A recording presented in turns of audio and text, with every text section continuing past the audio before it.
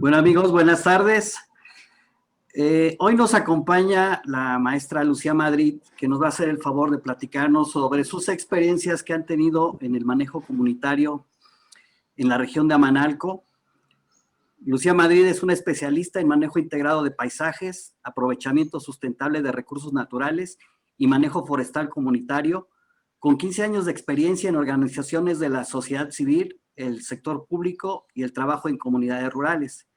Estudió ciencia política y tiene una maestría en política ambiental por la Universidad de Cambridge en el Reino Unido. Asimismo, ha cursado varios diplomados en economía y gestión ambiental, restauración de ríos, monitoreo de carbono en bosques, entre otros. Actualmente es miembro del Consejo Civil Mexicano para la Silvicultura Sustentable, o Sostenible, perdón.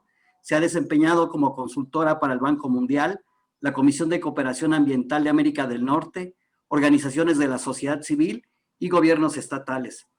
Fue directora general de gestión forestal y de suelos en Semarnat, donde estuvo a cargo del desarrollo e implementación de la Política Nacional de Gestión de Actos de Autoridad en materia forestal y de uso del suelo. Anteriormente trabajó durante 11 años con ejidos y comunidades forestales en México, poniendo en marcha esquemas de manejo integrado de cuencas, pago por servicios ambientales, restauración de ecosistemas y fortalecimiento de la gobernanza comunitaria. Este trabajo fue reconocido por el premio Lunch for Life de la Convención de Naciones Unidas de Lucha contra la Desertificación. Es un orgullo que nos esté acompañando Lucía Madrid en esta ocasión. Y bueno, y le damos la palabra. Muchas gracias, Lucía, por acompañarnos. Al contrario, muchísimas gracias, Hugo, por la invitación. Especialmente todo este trabajo con las comisiones de Cuenca, creo que tiene un gran valor porque nos une, nos hace generar lazos entre diversos tipos de actores e ir aprendiendo de lo que pasa en los territorios que trabajamos. Entonces, el día de hoy yo voy a platicarles un poco de un esquema que hemos ido desarrollando en la cuenca Amanalco Valle de Bravo, que se financia a través de un mecanismo de pago por servicios ambientales local, pero más allá de ser solo un pago, es un modelo de manejo integrado de cuenca con varios componentes que les voy a platicar un poco a continuación. Primero, bueno, este modelo es un modelo desarrollado por una organización de la sociedad civil, que es el Consejo Civil Mexicano para la Silvicultura Sostenible, que es una organización que trabaja para el desarrollo de las comunidades rurales de las regiones forestales y también en temas de incidencia en política forestal. Desde el año 2007 se empezó a trabajar en la cuenca Amanalco Valle Bravo, al inicio solamente con el diseño de las actividades, con empezar a generar algunas líneas de trabajo en colaboración con los ejidos, y lo fue agarrando un poco la forma que ya tiene en este momento. Como ustedes saben, la cuenca Amanalco Valle Bravo es una subcuenca de la gran cuenca del Cutzamala. El Cutzamala, a su vez, es una subcuenca del río Balsas. Y en esta lámina que les pongo aquí, les muestro un poco las otras cuencas que también son abastecedoras de agua hacia la región del Valle de México. Entonces, si pueden ver, está la cuenca del Cutzamala, e iluminado en un poco más, en un naranja más oscuro, la cuenca Amanalco Valle de Bravo. Luego está su vecina cuenca del Lerma y la otra vecina cuenca del Valle de México. Entonces, estas tres cuencas son de las que se abastece pues todo el centro del país de agua potable. Y eso las hace tener una característica importante porque tienen una demanda muy, muy fuerte de este producto de agua, y también, por lo tanto, toda la problemática ambiental, social, etcétera, que sucede en estas cuencas tiene un impacto en la forma de vida de una gran cantidad de personas en el centro del país que desafortunadamente difícilmente saben ni siquiera de dónde vino el agua cuando abren la llave, ¿no? Ni lo que tuvo que suceder en las cuencas para que el agua llegara hasta donde ellos están, ni lo que tuvo que suceder en términos de infraestructura, de limpieza, etcétera. Y eso se va a relacionar un poco con lo que les voy a platicar después. Esta cuenca es muy relevante, por un lado, por lo que les acabo de platicar, el sistema Cutzamala aporta aproximadamente entre 20 y 25% del agua consumida en la Ciudad de México, su zona metropolitana, pero también en la ciudad de Toluca y su zona metropolitana. Y la presa de Valle de Bravo aporta más o menos el 40% del agua total de este sistema. Pero no solamente es importante por el agua, la cuenca además tiene alrededor de 35,000 hectáreas de bosques, 18,000 hectáreas agrícolas, 5,000 hectáreas de pastizal natural, que también son un ecosistema muy rico, y 1,700 hectáreas de cuerpos de agua. Y todos estos recursos naturales son la base de vida y de su subsistencia de los ejidos y comunidades de la región. La mayor parte de la tierra en esta cuenca es propiedad social, es decir, es propiedad de 53 ejidos y comunidades que tienen la tierra en este lugar. Y además tiene una importancia económica fuerte para el Estado de México, para el centro del país, dado que es un centro turístico importante, pero también es una zona de importante producción forestal. El municipio de Amanalco es el segundo municipio del Estado de México con la mayor superficie autorizada para hacer aprovechamiento forestal, después de Temascaltepec, que también está aquí a un lado.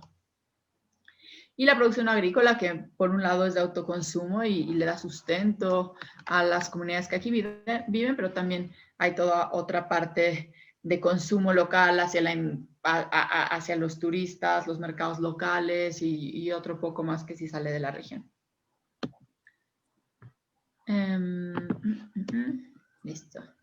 Bien, lo que les decía antes de la tenencia de la tierra, si ven este mapa, todo lo que está adentro de los límites de línea azul es la cuenca Amanalco-Valle de Bravo. Y lo que está pintado de verde fosforescente es tierra ejidal. Lo que está pintado de naranja son las comunidades agrarias y el resto es propiedad privada. Entonces, si ven, sobre todo la cuenca alta es principalmente propiedad de ejidos y comunidades. Sin embargo, a pesar de el gran valor ambiental, económico y social de esta cuenca, ha ido sufriendo un deterioro de los recursos naturales. Y como dijo Hugo hace un momento, es muy posible ahora, después de tantos años de trabajar aquí entre las organizaciones, con los datos que hemos estado levantando de monitoreo, nos damos cuenta que la cuenca ha mejorado sustancialmente muchos de los problemas que tenía de deterioro. Sin embargo, sigue teniendo una presión muy fuerte. Y les voy a poner aquí un poco de los problemas iniciales que notamos en esta cuenca y la razón por la que empezamos a trabajar aquí. En esta zona se tiene, como en otras cuencas del Cutzamala, una erosión muy alta. Hay por ahí un estudio como de 2004 del IMTA que nos dice que aproximadamente una quinta parte de la cuenca tiene tasas de pérdida por arriba de las 50 toneladas de suelo por hectárea por año. Entonces son una gran cantidad de suelo que se pierde. ¿De dónde? Pues de sitios como los que ven aquí con estas fotos, ¿no? Parcelas agrícolas con mucha pendiente, con un manejo deficiente de las prácticas agrícolas, caminos forestales, barrancas, etc. Y de ahí es de donde viene todo este suelo que se erosiona. Y todos estos sedimentos que se arrastran por la erosión de los suelos se suman también a otros elementos que son arrastrados por el agua a su paso, como son los agroquímicos que se usan en las parcelas agrícolas, las aguas residuales que provienen de las localidades y los poblados que no cuentan con infraestructura para el tratamiento de aguas residuales, y la basura. Y todo eso va arrastrándose por los ríos y arroyos, ríos de la cuenca para finalmente llegar a la presa de Valle de Bravo, que sufre una serie de problemas de contaminación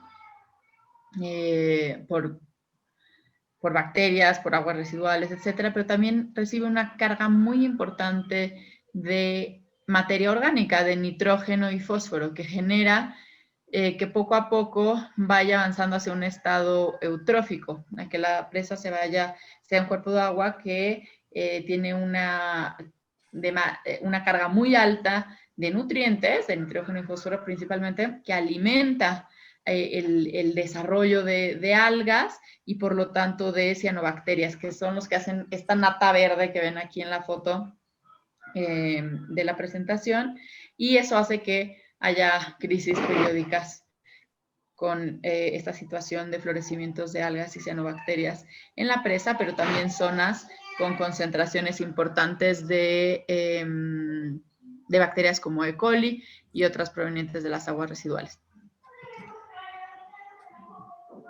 Asimismo, no solamente es la presa quien recibe los daños. Bien, entonces el problema no es solamente en la presa. Hay otro problema importante que impacta directamente pues, en el sistema Cutzamala, y son los asolves y los daños que causan estos asolves y este arrastre de sedimentos en la infraestructura hidráulica. Y esta foto que están viendo en la presentación es una foto de uno de los canales del Cutzamala. El Cutzamala mueve el agua en canales y en tubería. Y este canal, que pueden ver que es enorme, ya que tiene una grúa allá adentro, pueden ver cómo se va llenando de tierra hasta que es necesario hacerle un mantenimiento mayor y tener que sacar toda esta tierra que fue arrastrada de las zonas de arriba. Y esto tiene un costo importante pues, para todos, para el país, para los usuarios del agua. Además, la pérdida de suelo en la parte alta, pues hace que los campesinos se vayan quedando con medios de vida muy debilitados, con tierras que ya no producen maíz como deberían de producir.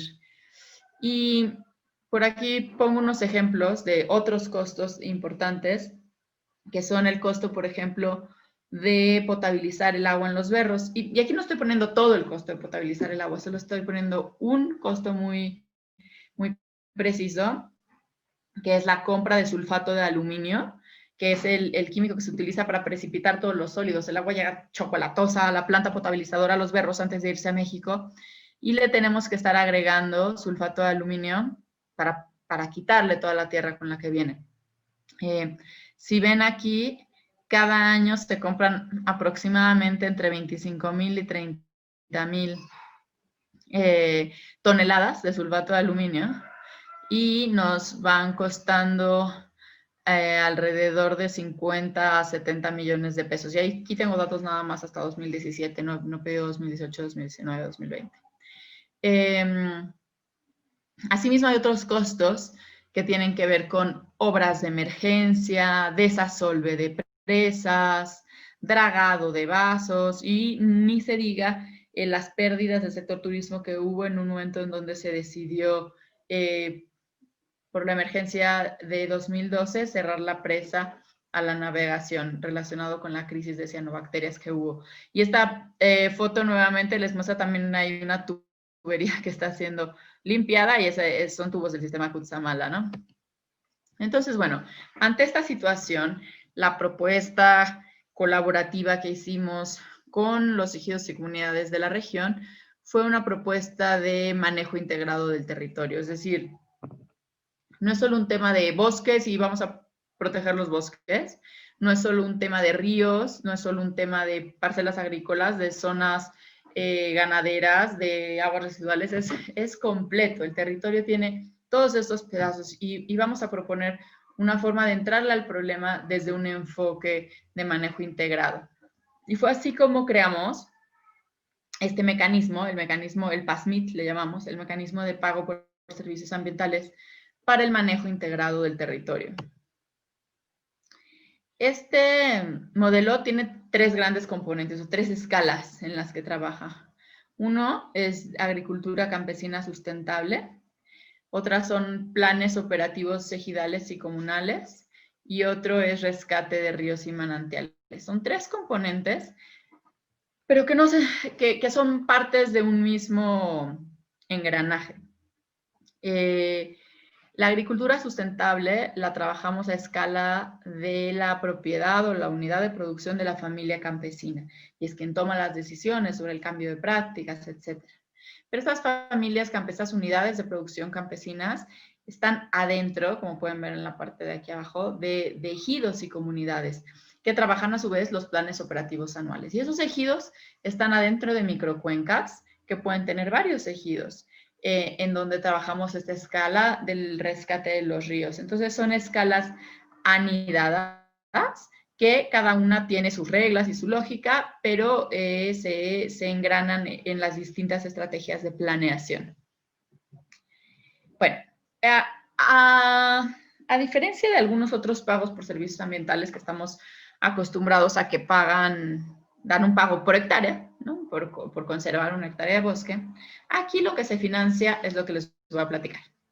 En el modelo de agricultura campesina sustentable, lo que se busca es mejorar los medios de vida campesinos a través de buenas prácticas de manejo, agricultura orgánica, diversificación de cultivos.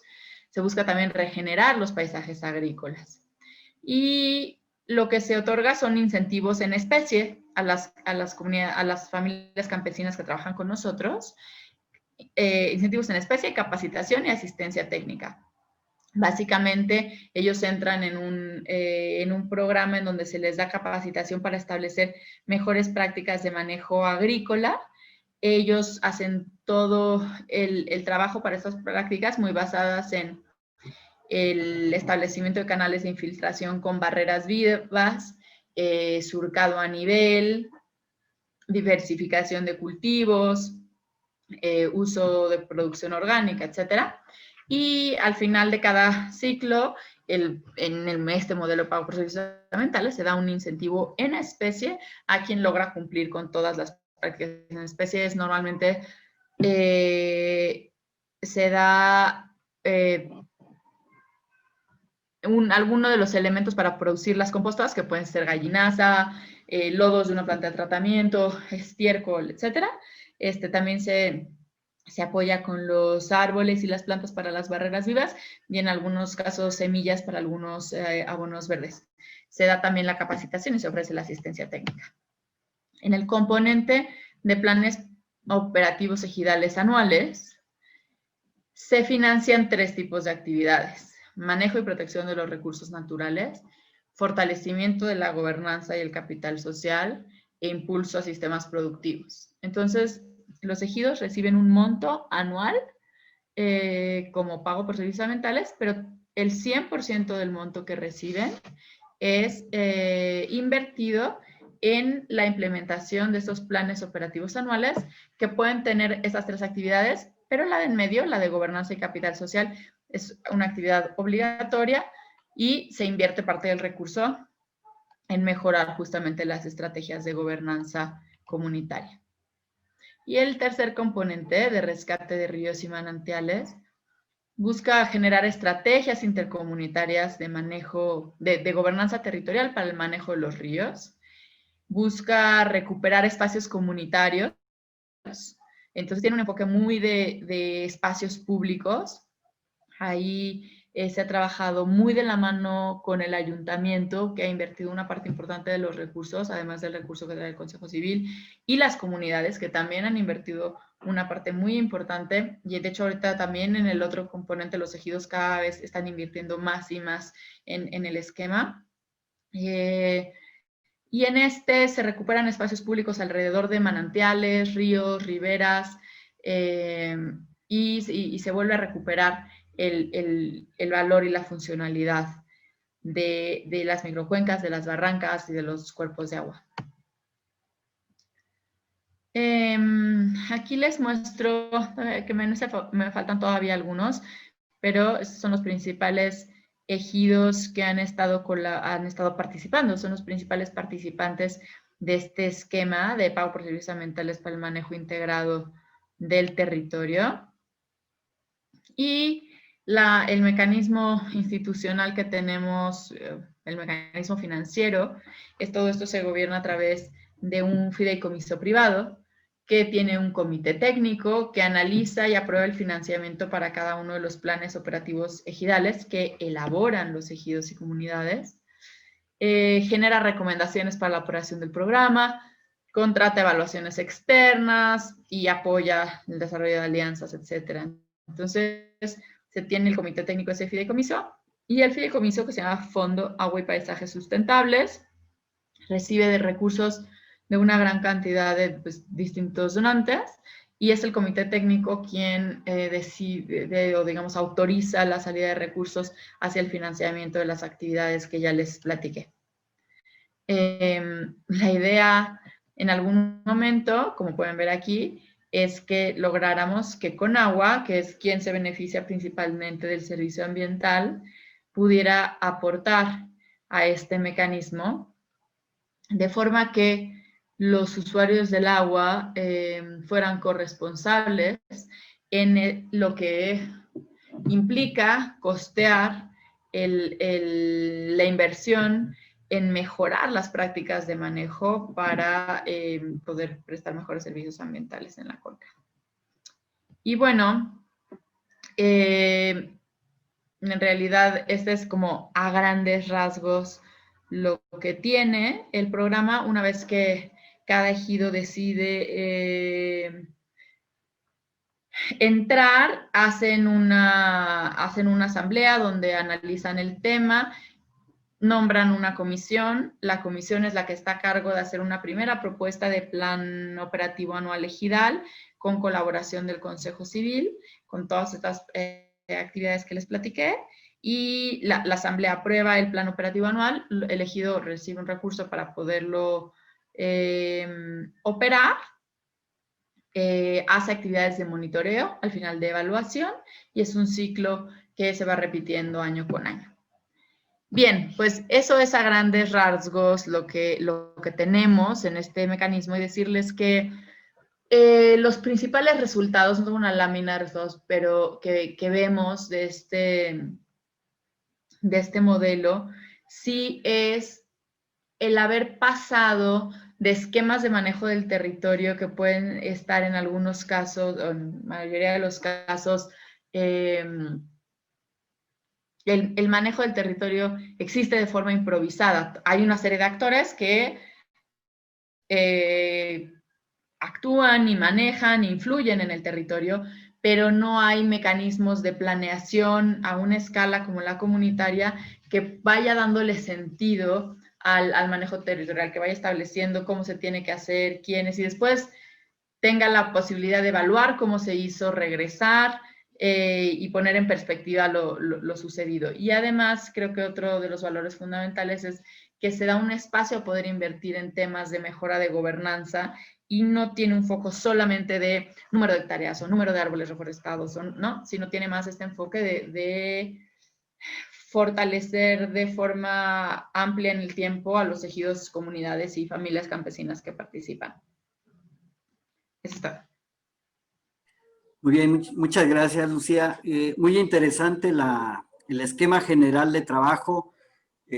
Ha sido una organización que entiendo ha sido reconocida en varias partes de México y del mundo, si no estoy mal, por el trabajo y sobre todo por la persistencia que han tenido. ¿Cuánto tiempo tienen de trabajo en la comunidad, Lucía, la organización? Mira, llegamos aquí en 2007.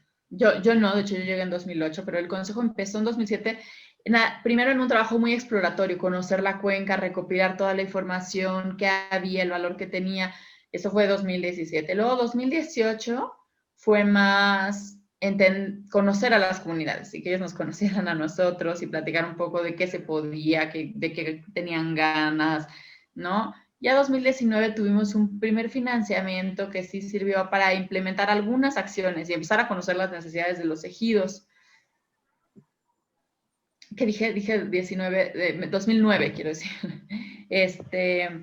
Y ya de 2010 a 2013 empezamos a practicar más cómo sería el modelo, qué pasos tendría. Tuvimos ahí financiamiento de la Fundación Gonzalo Río Arronte para mejores prácticas agrícolas. Empezamos a practicar con diferentes esquemas de mejores prácticas. Y ya fue hasta 2013 donde sí creamos el fondo concurrente, ya se hizo el fondo concurrente y se pactaron, se negoció, bueno, se se aprobaron fondos concurrentes de la CONAFOR a estos ejidos en el mismo modelo. Y ya desde 2013 ha sido como más sistemático, ¿no? Ya es como planear, implementar, evaluar, planear, implementar, evaluar. Se han hecho mejoras, obviamente, en el esquema, pero ya desde 2013 ya tiene más la forma que hoy vemos. Ok, lo que estoy entendiendo es que ustedes llegaron, prácticamente era, como todo buen trabajo, hacer un diagnóstico, pero el modelo que tienen ahora salió de ahí mismo, de la comunidad. O sea, este modelo que ustedes tienen tan exitoso se crea o se forma de acuerdo a este trabajo que tienen de varios años. Así es, sí, todo el diseño ha venido de ahí. Nosotros sabíamos que queríamos fortalecer la gobernanza comunitaria, pero ¿qué de la gobernanza? Fue algo que surgió de las comunidades, ¿no? De ver con ellos que, por ejemplo, los módulos de gobernanza que tenemos, uno se llama archivo y oficina, ¿no? Y de la misma comunidad salió a decir, pues es que si no tenemos nuestra oficina, no tenemos ni siquiera nuestro archivo, la carpeta básica la tiene un comisariado que ya se fue al norte y ya no tenemos carpeta básica, o la tenía debajo del colchón y ya se peleó y ya no sabemos ni dónde está. O sí, creo que sí habíamos pagado la luz, pero pues quizás está el recibo, ¿no? Entonces, fue desde ese primer paso decir, bueno, a ver, las comunidades pues necesitan tener una oficina con un archivo, con índice, en donde todo el mundo conozca lo que hay ahí, se sistematice y darnos cuenta que simplemente ese primer paso que a alguien le puede parecer como es un archivo, ya era un fortalecimiento del ente comunitario, ¿no?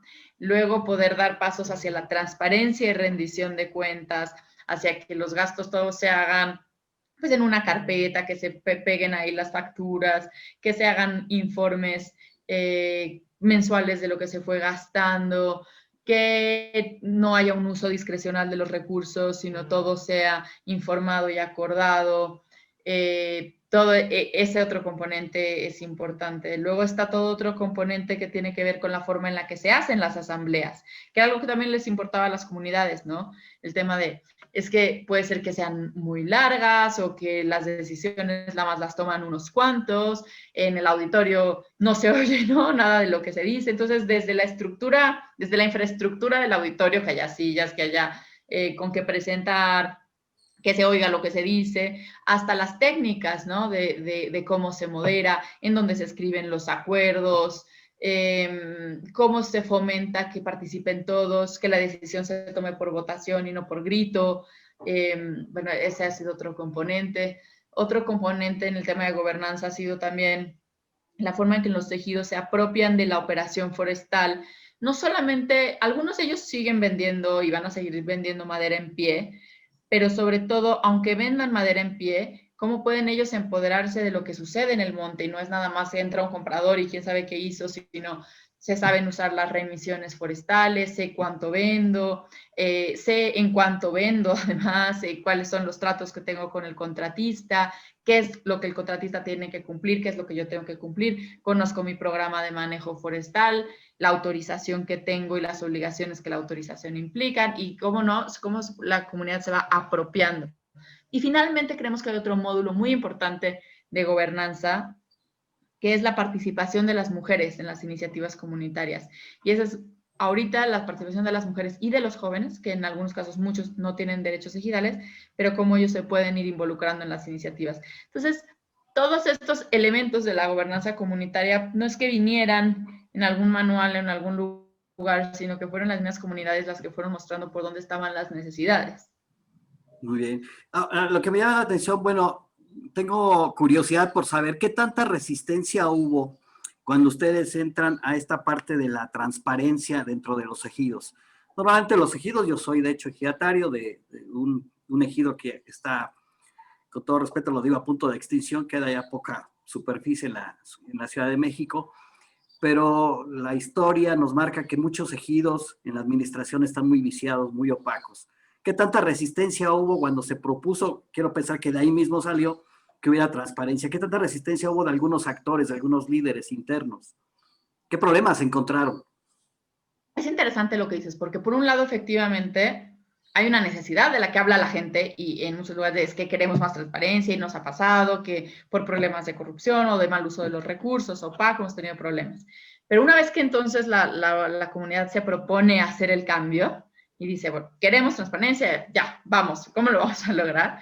Uno se da cuenta que no es solamente, y ellos mismos se dan cuenta, ¿no? Que no es solamente un tema de intención y de voluntad, sino que hay una serie de inercias complejas que sí puede ser a veces en algunos actores que les beneficia el status quo finalmente y que todo sea más opaco, por un lado esos actores, y por otro lado hay otras fuerzas también que tienen que ver con que es más difícil hacerlo transparente, ¿no? En términos de, pues, tengo que llevar controles, tengo que llevar hojitas, tengo que hacer una carpeta, luego de preferencia pues tengo que empezar a llevarlo en un Excel, porque pues ya no es lo mismo nada más lo que hice este año que y el año pasado, y el año pasado, y el año pasado, y entonces lo tengo que informar y a veces puedo tener un poco de miedo también de cuando lo informe cómo va a reaccionar la comunidad que no está acostumbrada, ¿no? A que todo sea así de transparente. Entonces, y además, efectivamente también puede haber un tema de, pero ¿por qué vino alguien con un esquema en el que nos piden que sean transparentes, ¿no? ¿Por qué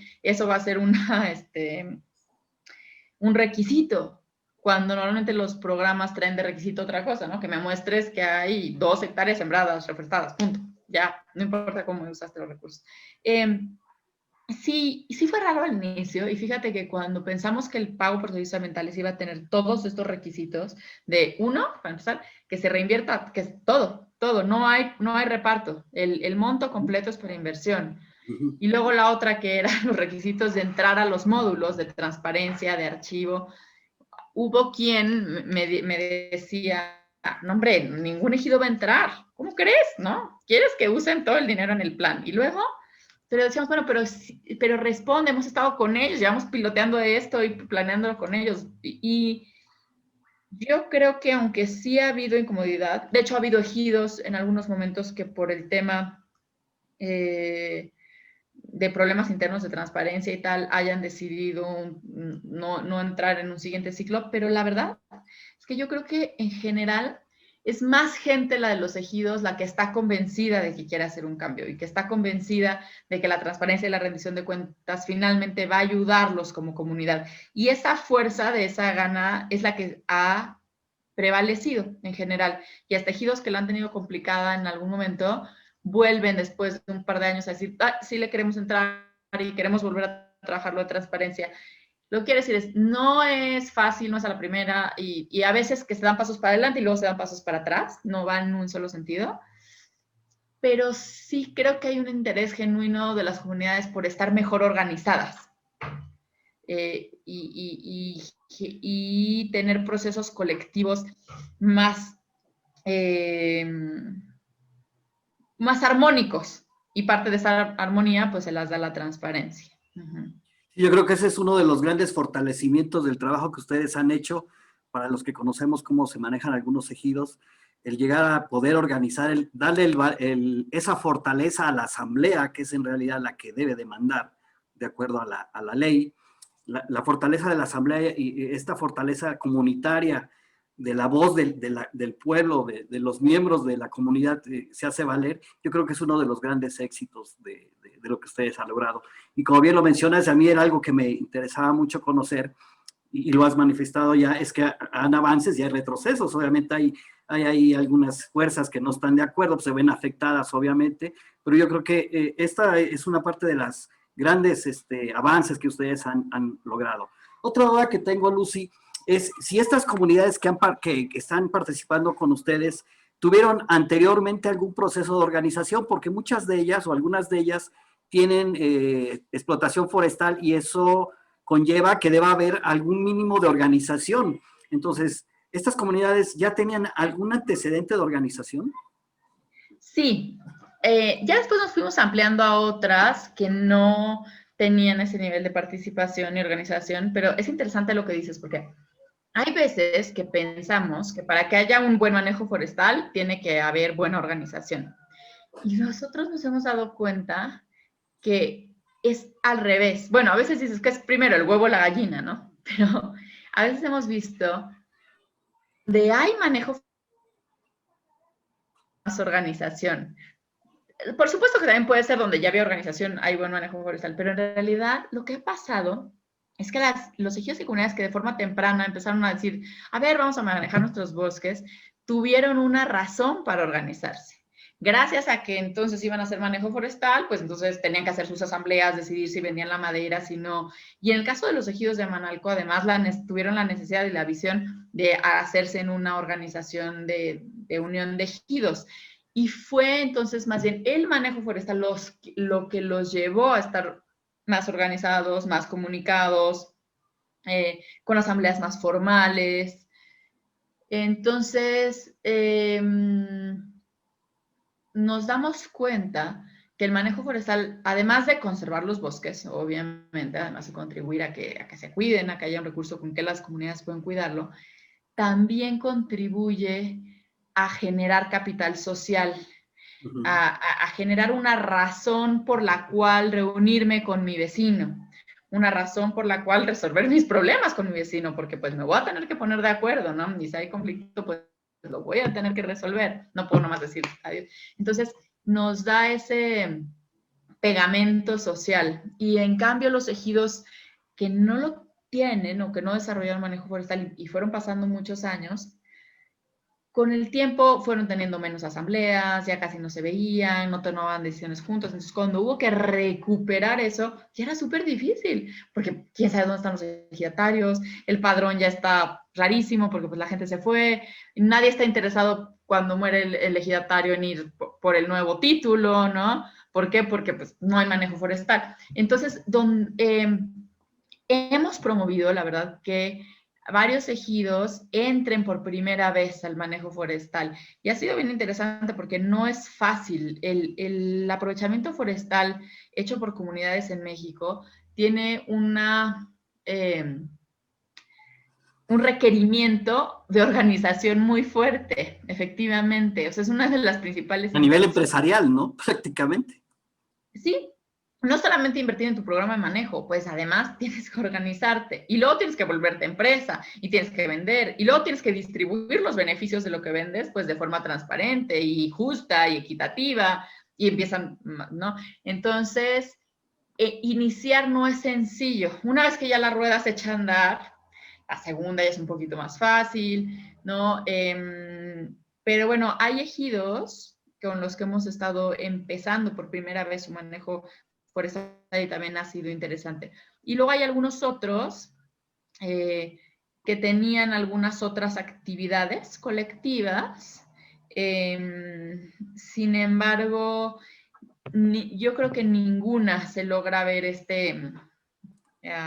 cohesión social que se ve en el caso en el que hay manejo forestal. Ya, interesante, la verdad. Yo lo que estoy tratando de entender con lo que, bueno, conozco parte de su trabajo y quisiera tener así como que un esquema de por qué ciertos ejidos entraron y por qué otros no, pero bueno, ya lo vas explicando poco a poco.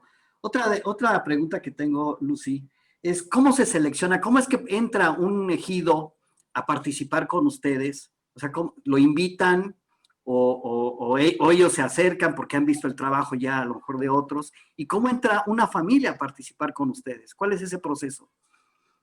En los ejidos sí hacemos invitaciones, hacemos reuniones en algunos lados, por ejemplo en Valle de Bravo, con ejidos de Valle de Bravo, quisimos como ampliarnos más hacia Valle de Bravo y tuvimos algunas reuniones, pero hubo poca respuesta, sobre todo porque los ejidos de Valle de Bravo nos decían, híjole, es que ya todo el bosque ya nos lo repartimos, ¿no? Ya casi no hay uso común, ya es un pedazo de uno y otro pedazo de otro. En cambio, los ejidos, normalmente, como más consolidados, con más experiencia colectiva, sí decidían entrar, ¿no? Y así ha sido porque hemos seguido teniendo reuniones. De hecho, ya hay ejidos de otros municipios. De hecho, yo aquí no tengo el mapa completo, pero ya en Temascaltepec, por ahí en Villa Victoria, también ya hay unos ejidos que han empezado a entrar con nosotros. Y sí, es a través de reuniones que hacemos con varios, les contamos de qué se trata, y a los que les interesa se acercan, ya después se les dice exactamente como todas las obligaciones, lo que implica, porque implica mucho trabajo. Los comisariados tienen que invertir muchísimo de su tiempo y las asambleas también hacen los planes, los evalúan, están ahí, implica mucho trabajo. pero es un trabajo, creo, pues justo de construcción colectiva, porque le va dando un poco como estructura a la actividad que de todas formas los comisariados ya hacen ¿no? O tienen que hacer de ir planeando sus actividades, luego invertir, luego presentar resultados. Entonces creo que con muchos de los comisariados y de los ejidos se ha hecho una buena... sí, como que han embonado las piezas del rompecabezas porque son actividades que les ayudan a que ellos su mismo quehacer se haga de forma ordenada. Y en el caso de las parcelas agrícolas, también ahí invitamos, como voceamos en muchos lugares, decimos que ya se abrió el nuevo ciclo, porque ahí son ciclos anuales, ¿no? Y que quien está interesado, hacemos pláticas en las comunidades y quien está interesado se enlista en una listita y ya les decimos, bueno, pues entonces vaya a la oficina tal día, ya dejar como su copia de su identificación, llenar una papeleta y de ahí ya algunos llegan, otros no. Luego de ahí hacemos unos primeros talleres, empiezan a ir unos más a los talleres, otros no, y no, a lo mejor unos interesados varios que empiezan en el año, a lo mejor luego se van haciendo menos. Te cuento que en hectáreas de superficie agrícola, con la que ya hemos trabajado desde que empezamos hasta ahora, llevamos como 1050 hectáreas de tierra, que ya pintan bastante. A mí ya se me hace impresionante, ¿no? Porque el primer año que empezamos ya más con parcelas agrícolas, porque al inicio no trabajábamos con parcelas agrícolas, pero después empezamos, me acuerdo que estuvimos trabajando súper intensamente con un paraje de 14 hectáreas agrícolas. Y fue todo el año trabajar con esas 14 y sentíamos que no, que había sido súper pues, artesanal, porque con el grupo habíamos hecho acuerdos, estábamos desarrollando el modelo en realidad y fue muy con ellos, con un grupito en el Ejido San Jerónimo. Pero pues 14 hectáreas, ¿no? Todo un año de trabajo para 14 hectáreas. Entonces, ha crecido mucho también la capacidad, la forma de hacerlo. Hoy en día el trabajo con familias campesinas se hace sobre todo a través de un grupo que llamamos las animadoras campesinas, que son señoras campesinas muy buenas para todo el tema de manejo orgánico, manejo de suelos, mejores prácticas, pero además son súper buenas capacitadoras. Entonces, ellas empezaron como animando a otros grupos a que entraran y ahorita son realmente el corazón del programa, porque ellas capacitan, se encargan y hacen toda la ampliación hacia otros grupos. Ya.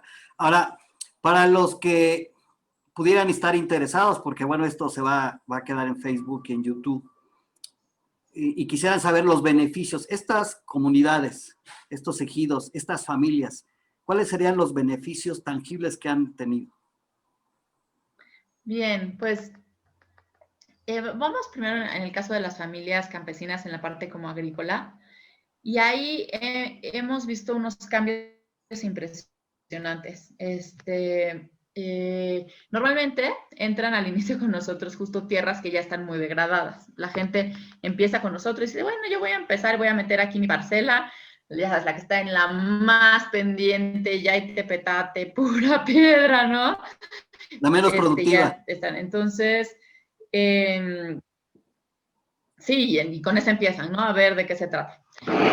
Y obviamente, pues es mucho trabajo el que hay que invertir al inicio y los suelos no se recuperan en un año. Pero hemos visto que, de hecho, tenía aquí abiertos los datos, pero que las parcelas que ya llevan al menos 3 años, de 3 años para arriba, desarrollando estas prácticas para evitar la erosión de sus suelos, para regenerarlos, para que vuelvan a tener materia orgánica, etcétera, están sacando más o menos entre un 70 y un 80% más de producción que la que sacaban 3 años antes. Es realmente muy impresionante porque lo que vemos es que pues son tierras efectivamente que estaban en situación precaria porque se seguían erosionando, ¿no? Eso es en términos de producción. Y justo ahorita me estaban mandando los datos porque nosotros año con año monitoreamos la producción en las parcelas en una muestra grande de parcelas con diversas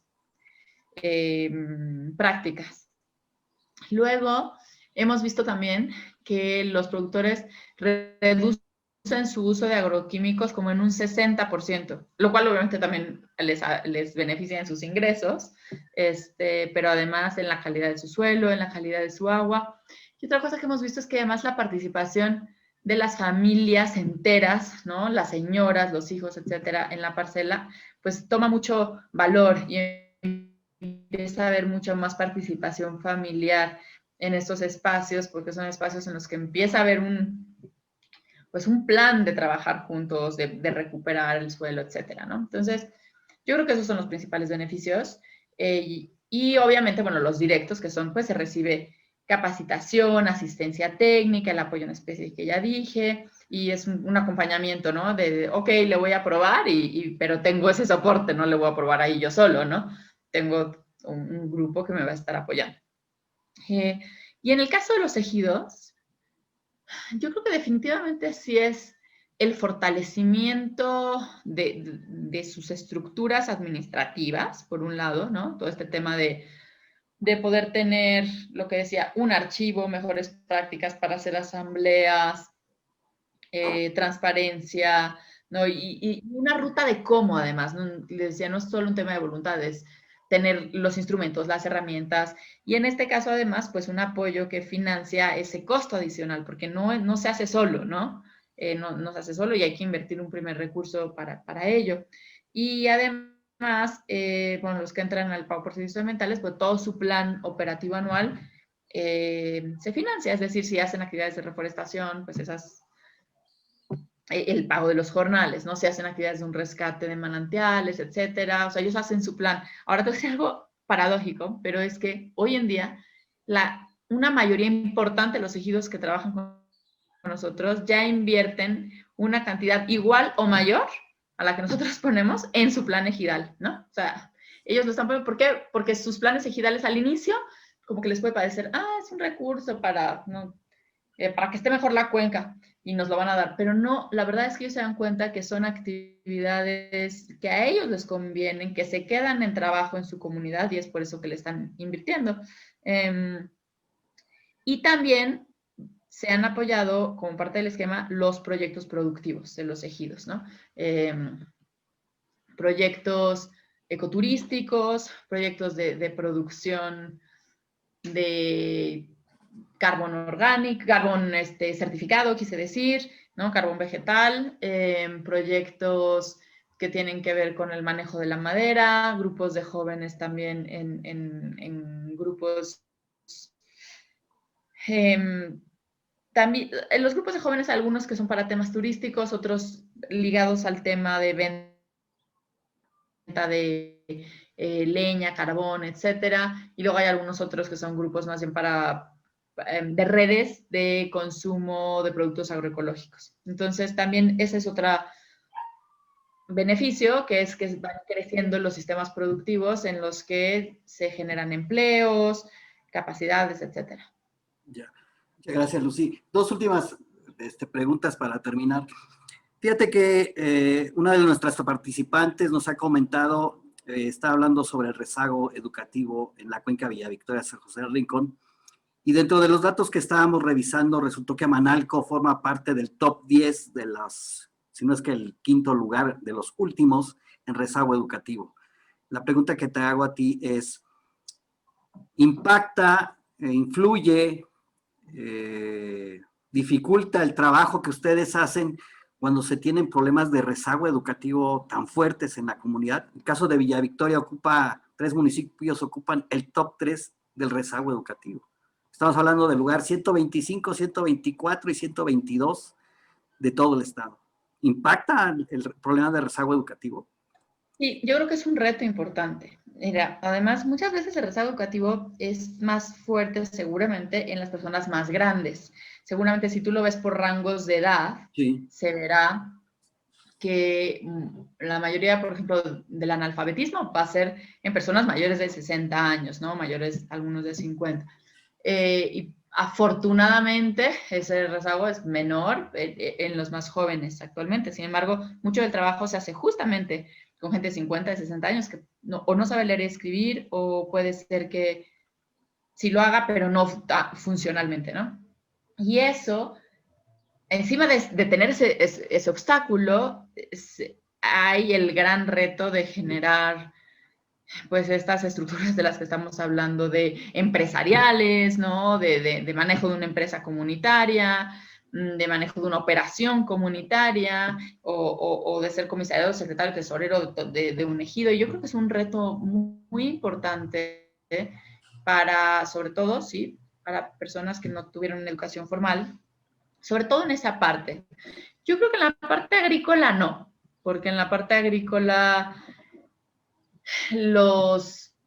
el trabajo campesino genera muchos conocimientos, cultura, técnicas, habilidades que superan por mucho, digamos, las que tiene alguien con educación formal. Entonces, en el modelo agrícola yo creo que para nada ha sido un obstáculo. En el que es un poco más difícil es en el desarrollo empresarial y en la administración ejidal. Y eso pues implica que este tipo de proyectos en esos casos tenga que invertir, rediseñar, capacitar, y mucho que hay que hacer también es incluir a los jóvenes, porque los jóvenes de estas comunidades probablemente pueden hacer algunas de las actividades que pues no pueden hacer otras generaciones justamente por esta situación. Entonces yo creo que hay que irle encontrando la forma.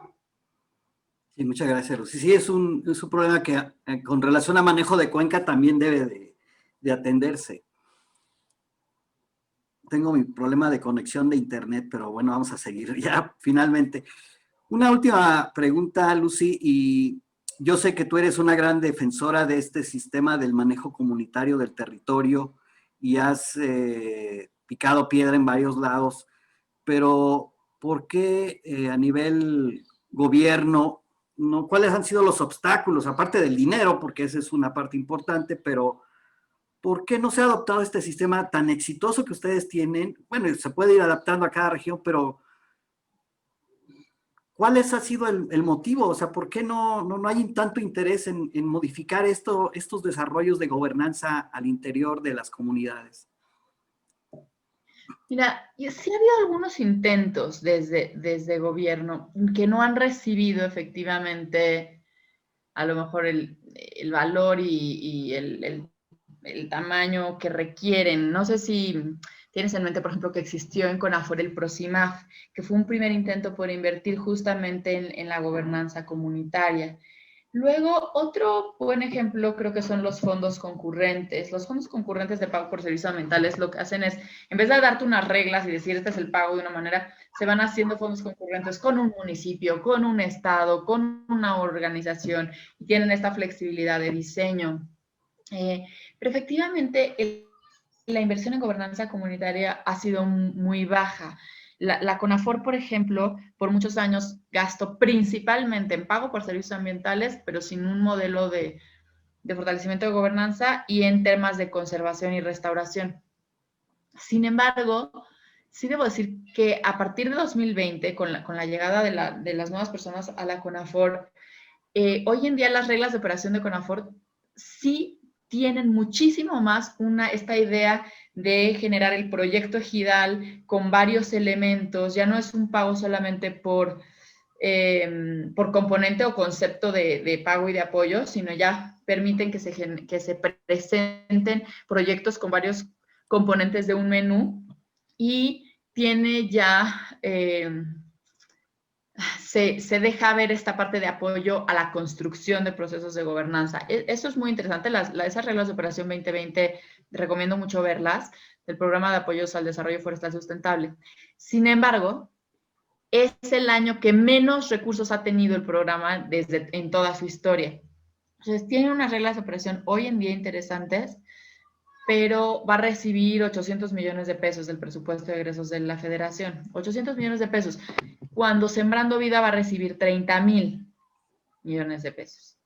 Entonces, no corresponde para nada, digamos, como el tamaño del reto, claro, el tamaño de la superficie forestal de los ejidos y comunidades de este país con lo que se le asigna, porque finalmente, sí, o sea, los programas grandes tienden a ser programas más de reparto pues digamos la verdad, de reparto de efectivo. Y yo creo que la razón, si me lo preguntas, es que son programas que políticamente son más rentables y que parece ser más rentable, ¿no? El reparto de dinero que el desarrollo de esquemas tan complejos como este, que obviamente tienen mucho más anclaje en el largo plazo, pero yo creo que son menos políticamente rentables en el corto plazo. Sí, creo que ahí ha habido un gran error en cuanto a esta visión de, y lo acabas de expresar con números, no hay coherencia entre lo que debería de hacerse. Si bien es cierto, un gobierno que acaba de entrar con grandes problemas de operación, de poder estructurar una nueva visión, creo que ahí sí se perdieron, siguen con un esquema nada más que cambiando nombres. A fin de cuentas seguimos con lo mismo y yo creo que este gobierno de transición, por decirlo así, o de estabilidad, debería de sentar las bases porque en 6 años no lo puedes arreglar. Tú lo acabas de decir, una milpa simple y sencillamente para que se empiece a estabilizar 4 años. O sea que es un trabajo a largo plazo, pero sí se deberían de sentar las bases, al menos, sobre todo, fortalecimiento de la gobernanza, y yo creo que ahí se está perdiendo una gran oportunidad. Pues Lucy, el tema es muy amplio, sabemos que tienes múltiples ocupaciones, sobre todo hay familiares, agradecerte el tiempo de que nos has ofrecido, felicitarlos de verdad por el trabajo que hacen, ojalá y se pudiera expandir más, que tuvieran más recursos. Difícil se ve el panorama para estos próximos años por estas situaciones que tenemos, y no me queda más que agradecerte tu tiempo y agradecer a la asociación que representas, el gran trabajo que vienen haciendo en la cuenca Amanalco Valle de Bravo, y que ojalá algún día pudiéramos tener algún vínculo con la cuenca Villa Victoria San José del Rincón, que en verdad está muy necesitada, sobre todo de gobernanza, con grandes problemas. Tú hablabas de 50 toneladas por hectárea en Amanalco, en Villa Victoria estamos hablando de 80 y de un 50% de superficie. O sea, los problemas están muy, muy fuertes en esa cuenca y falta ahí mucha mano de obra, mucho interés por parte del gobierno, pero sobre todo mucho interés de sus habitantes en querer salir adelante, porque están muy secuestrados, por decirlo así, de varias formas, hasta en la forma de pensar a veces. Entonces, agradecerte, Lucy, agradecerte al Consejo Civil por este apoyo que nos dan en esta serie de charlas, y un último comentario que quieras expresarnos.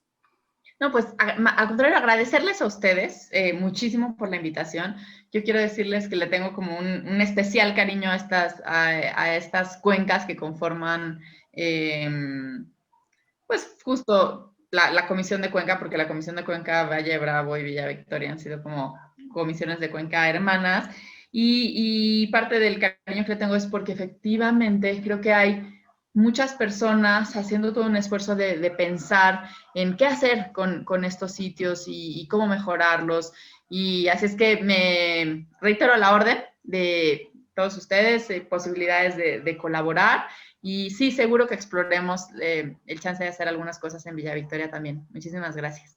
Muchas gracias, Lucita. Agradecemos muchísimo tu participación. Y amigos, esperen las próximas charlas. Van a estar muy interesantes. Seguimos tocando temas a veces no muy bienvenidos porque son agudos, porque incomodan a veces, pero tratamos de que la gente que nos está viendo, que revise estos videos, tome un poquito de conciencia, sepa la problemática que hay, sepa que también hay instituciones, que hay organizaciones, que hay personas que están interesadas en salir adelante. No es un problema fácil, no es un problema, ya lo acaba de comentar Lucy, es un problema, es una situación que se debe de atender año con año. La persistencia y el interés de los beneficiarios es muy importante. Muchas gracias y nos estamos viendo en nuestra próxima charla. Muchas gracias, nos vemos. Gracias.